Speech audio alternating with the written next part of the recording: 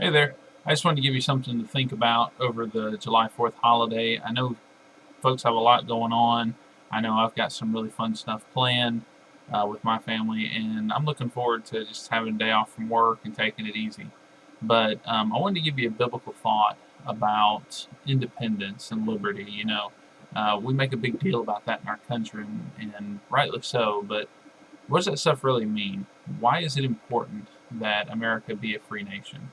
So I just wanted to share a thought with you. I've been studying in First Kings over the past several weeks in my own personal Bible study, and I'm trying to get more acquainted with the history of the nation of Israel and some of the bad ideas and big mistakes that the people of Israel made, especially the kings of Israel, because I've come to find that bad decisions in leadership trickle down into are usually a reflection of bad decisions made by the people.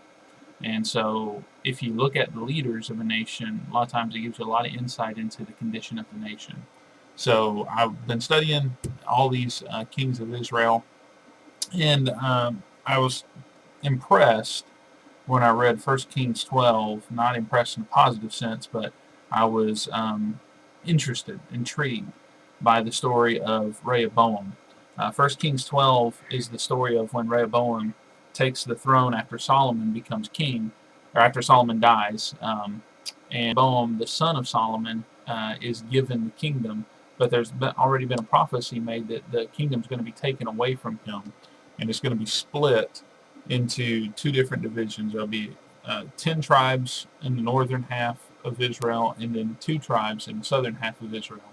And there will be this wedge that comes between them, really a civil war that happens during the reign of Rehoboam. And First Kings 12 tells us that Rehoboam, he goes to Shechem for his coronation event, if you will.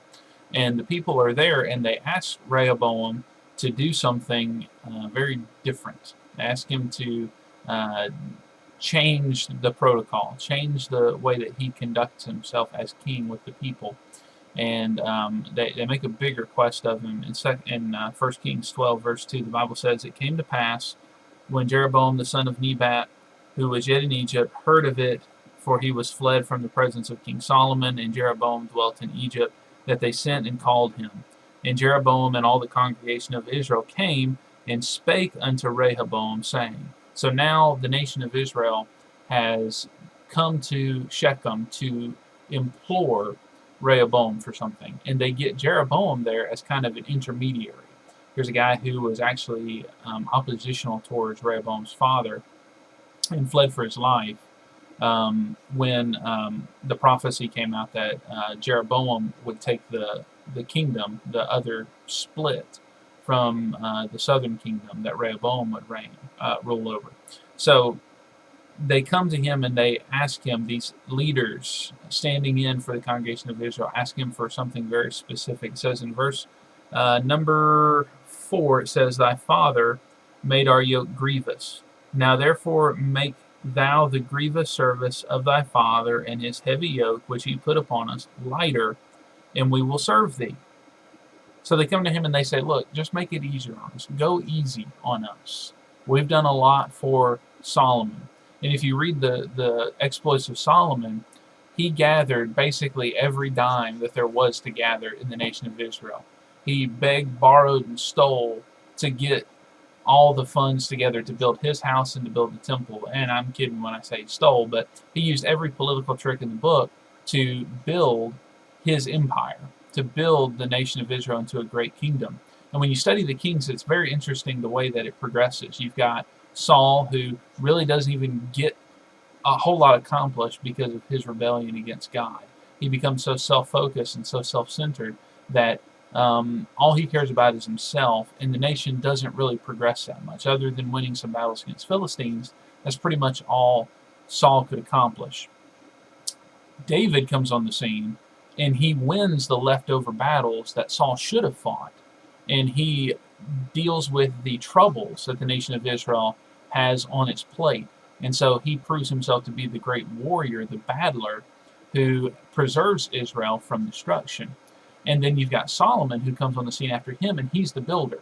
Solomon is the one who has the ability to peacefully build the nation of Israel and expand its borders, expand its power, expand its influence, its wealth, every good thing that you can measure a nation by, Solomon expands the nation of Israel with. And so Israel becomes this prosperous, huge nation, even so much that the Queen of Sheba comes to the nation of Israel and comes to the kingdom of Israel and Solomon's kingdom and tells him, I can't believe what I'm seeing here. I thought this was all exaggerated. I never thought that this could happen in Israel. It's amazing what you've done as king. So Solomon expands the borders and does a great job building the nation, or the kingdom of Israel, into this glorious, powerful kingdom. And then Rehoboam comes on the scene. What do? Honestly, that's a tough role to step into. You've got two great kings. Your grandfather is David, King David. Your father is King Solomon, the man who built a multi-billion-dollar temple in Israel, who crossed all kinds of economic and cultural boundaries to get the temple built. An unbelievable statesman. And you are following in his footsteps. That's a big deal. That's almost like setting yourself up for failure, when you think about it. Now, Rehoboam could have done a great job. He could have taken all of the groundwork that David and Solomon had given him and done something to push the nation and increase the prosperity of the nation even more. And he could have had a good legacy. But we find out here that it's very early in his reign that he makes a decision that destroys his potential as the king of Israel. And the decision that he makes is not to lighten the load of his people. He tells the people there, we won't go into all the story here, but he tells the people that he's not going to decrease the taxes. He's not going to decrease the burdens.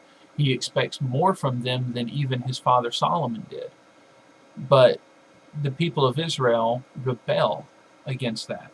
In verse number 15, it says, Wherefore the king hearkened not unto the people, for the cause was from the Lord, that he might perform his saying, which the Lord spake by Ahijah the Shilonite unto Jeroboam the son of Nebat. So it's saying here that this is a fulfillment of the prophecy that Rehoboam was going to do this foolish thing.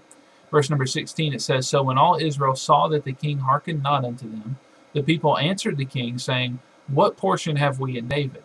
Neither have we inheritance in the son of Jesse. To your tents, O Israel, now see to thine own house, David. So Israel departed unto their tents. So he really expatriates the people here. He pushes them away from him, and by not identifying and having any compassion on the people of Israel, he disenfranchises them. And he really strips them of their identity. And so they then gladly accept that and say, well, if you're not going to accept us, we don't accept you. And they rebel. And they become, and a civil war really gets started. It's a very quiet civil war. They just go their separate ways. They go to the north, Rehoboam stays in the south, and everybody stays divided for really the rest of the history of the kingdom of Israel. Up until, after the Babylonian captivity and the nation is restored and all those historical events happen. But hundreds of years pass until that occurs. So Rehoboam's decision hurt the nation of Israel. So what does this have to do with Independence Day? What does this have to do with the thought of independence?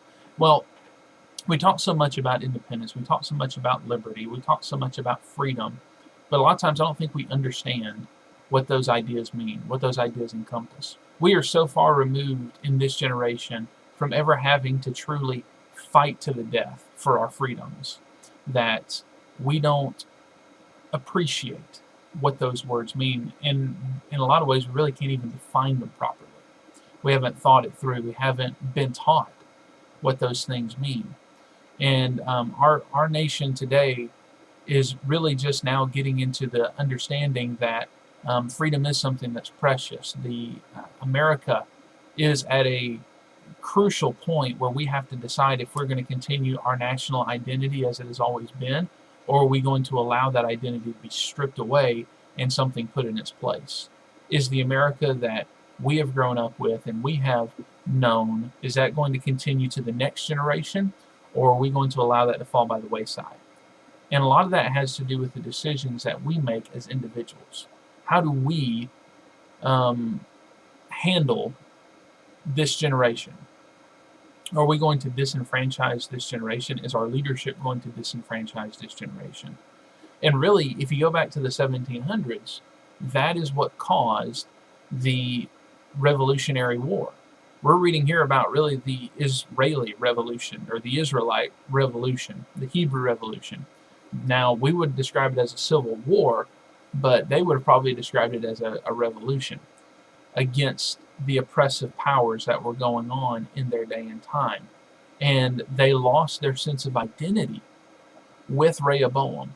They refused to identify with him any longer because he hurt them so dearly, so deeply. So here today, or let's go back to the 1700s. America was really functioning on its own. Things were going well here. The French and Indian War had been won. The English and the American colonists had worked together and had won this war, and there was a sense of identity and compatibility that came out of that war. But then the idea came up of, well, who's going to pay for it? Somebody's got to pay for this French and Indian War. How are we going to pay for it? And so the British began to levy taxes to pay for that war. And those taxes became bigger and bigger and bigger. And they continued to increase that burden upon the Americans' back until it got to the point where the United States of America said, look, if we are not going to see our taxes go down, if we don't see our taxes go down, then we're going to take some serious measures because we don't even feel like we belong with you anymore. And that was a very valid feeling. The American colonists didn't even have representation in Parliament at that time. So there was this imploring that we will pay the taxes if we are allowed to identify with you and if you will identify with us. So when that was taken away and Britain refused that, and all hope of that was taken away, then the Revolutionary War started. And so we in our nation today have got to be very careful about this division that's going on in our nation. You stay over there, I'll stay over here. I'm American, you're not really American because you don't believe exactly like I believe, you don't think exactly like I think, and you aren't lining up with my expectations. Therefore, you're not an American. That kind of stuff is dangerous. We have to be careful with those kinds of attitudes. There may be such a thing as an un-American attitude or an un-American action, absolutely. We see a lot of that going on in our politics today, right? Things that are happening that we don't really feel are in the best interest of our nation. But we have to be careful about this divisiveness that so easily comes into play.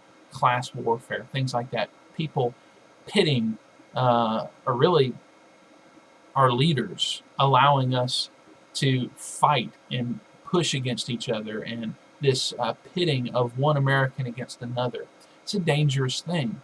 We can see from the biblical example here in 1 Kings 12 that it rent the nation of Israel in two and destroyed the prosperity and the future of the nation of Israel and all that it could have accomplished, because one man decided that he was going to put his interest above the interest of everybody else, that his empire was more important than everybody else. He wanted to prove himself as a great leader. So we as Americans today have got to hold on to this concept of liberty, that it's worth fighting for, that it's worth keeping, that freedom, and that's really what the nation of Israel is asking for here, just a little bit of freedom, a little bit of liberty. Just leave us alone. Let us live our lives, stop taking from us, and allow us to be free people. And we've got to be willing in this generation to recognize that need today and be willing to stand up for that, or we're going to lose it. More liberty will be taken away from us if we're not willing to preserve the liberty that we have in our hands today. John Adams said that once liberty, and I'm paraphrasing, once liberty is gone, it's forever gone. There is no reclaiming it. So we've got to be very careful to preserve the liberty that God has given to us as people and as Americans. And by the way, let me just say this: this is a personal pet peeve of mine. The liberty that I have in the United States of America is not given to me, has not been given to me by my government. The freedoms of life, liberty, and the pursuit of happiness, those were not given to me by the United States government. Those were conferred to me by God as a natural birthright. When I was born into this world, God gave me liberty. God gave me freedom. And so what the United States of America has done we've recognized that in our Constitution, in our founding documents. We've recognized the fact that men are born free. And the Constitution was drafted to allow men the opportunity to live in that freedom. And certainly there are problems. There were problems in the 1700s. There were issues that still had not been really tackled, like slavery, and those things were obviously issues. But the United States was framed with this concept that you could be free in the United States of America. Some people had to fight for it, some people had to die for it. But you could be free in the United States of America. It might require some assertion and some pushing to get it, but that freedom and liberty were cherished and honored possessions here, and that it was the right of every man to push and to have that struggle for liberty here, and he would not be, his hopes could be realized. That's really becoming a rare thing in this world that we live in today. Real freedom is not a common thing. A few years ago, Jackie Chan, the actor, the Chinese actor, made a statement about the people of China that he didn't want the people of China to be free because they wouldn't know what to do with their freedom. That's a scary thought, isn't it? I don't know if he's right or if he's wrong. But that's a scary thought when you think that there are people in this world who either won't get the opportunity to be free because the government thinks that they can't take it and their own culture tells them that they can't handle freedom. And there's this lack of willingness to give people the opportunity to be free. We ought to be thankful that as Bible believers, as Christians, when you meet Jesus Christ, you're given spiritual freedom. And there's an understanding of how serious and how important it is to be free. So may we as Christians always cherish liberty. May we always cherish freedom and do what it takes to teach others about freedom so that the next generation can enjoy it as well. So I hope you have a great 4th of July. I hope you really enjoy yourself. I know I'm going to have a good time, Lord willing. I've got some great things planned with my family. And if you really want to preserve liberty, George Washington, John Adams, and Thomas Jefferson all alluded to the fact that the way that you preserve freedom and preserve a free nation is to have an educated and a religious people. They all three said that. So if you really want to preserve freedom, when you get up tomorrow morning, read your Bible and read a book, and it'll do you some good. So I appreciate your time listening to this. I hope it was a blessing and encouragement to you. I hope it got you thinking about the importance of liberty this July 4th. And we'll talk to you next time we upload a video. We're going to continue our study in Jerry Bridges' book on the transforming power of the gospel. We'll finish it up here very soon. But I do want to make an announcement. Many of you have been away this summer and haven't really been in tune with everything that's going on back here in Columbus. But I wanted to give you some interesting news. It's good news and bad news at the same time.